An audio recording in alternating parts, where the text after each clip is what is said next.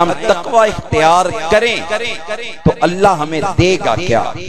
तो मैं पता है क्या कहूंगा, इसका जवाब मैं अपने पास से नहीं देता, मैं अल्लाह के कुरान से दूंगा।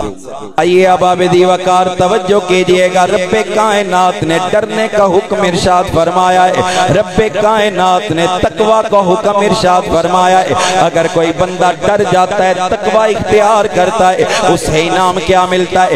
आइए अल्लाह का कुरान रब्बे कायनात अपनी लारबो पे किताब में फरमाता है, यत्तकिल्लाह यजअल लहू मखरजा व यरज़ुकु मिन हैसु ला यहतसिब।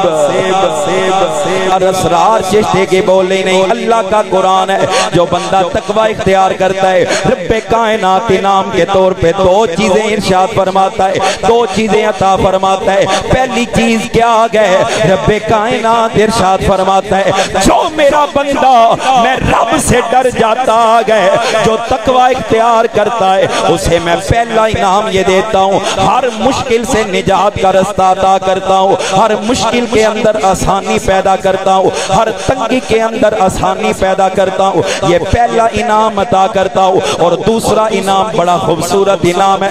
आज हर इंसान मेहनत करता है, मजदूरी करता है, रिज़्क़ की तलाश में अपने रब को भूल जाता है। हर बंदा रिज़्क़ के पीछे भाग रहा है।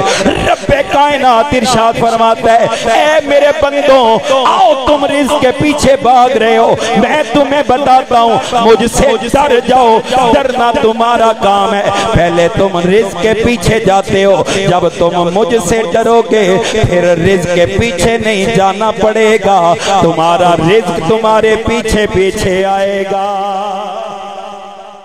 यर्ज़ुक़हु मिन हैसु ला यहतसिब। इंसान का गुमान भी नहीं होता, इंसान का गुमान भी नहीं कि मुझे यहां से रिज़्क़ मिलेगा, लेकिन जो डर जाता है मेरा रब उसे वहां से रिज़्क़ अता फरमाता है।